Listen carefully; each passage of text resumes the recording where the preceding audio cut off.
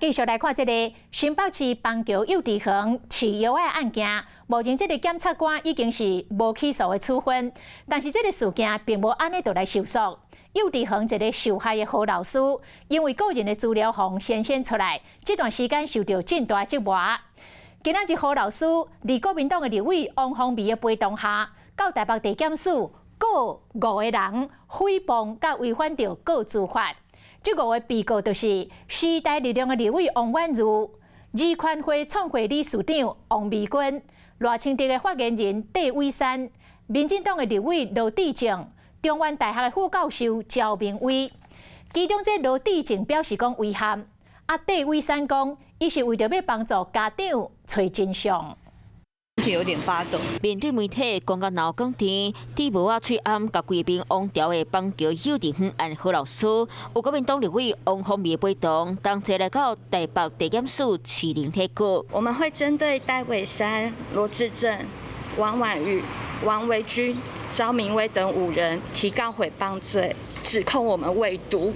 喂药，让我们这段时间受到了整个社会的霸凌。邦桥幼稚园饲药案，伫新北地检署检察官经过1个月调查，确认30来囡仔的头毛检验结果无验出巴比妥药啊含苯二氮丙类药啊。饲药案证实是一场误会。何老师嘛要对王婉如、王美君违反告诉法第41条进行检告。王维君还在该文表示，这是新北市教育局跟他说这是个资不能公布。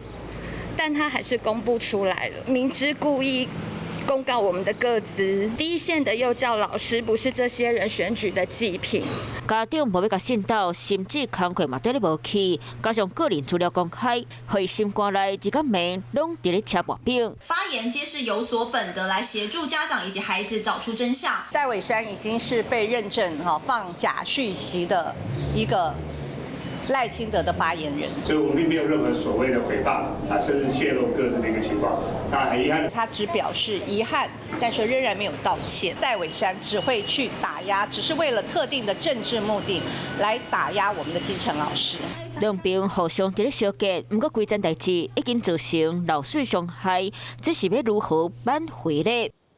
Hello， 我是庄慧琪。想要抢先掌握最及时的新闻资讯吗？赶快订阅、按赞、开启小铃铛，锁定华视新闻 YouTube 频道。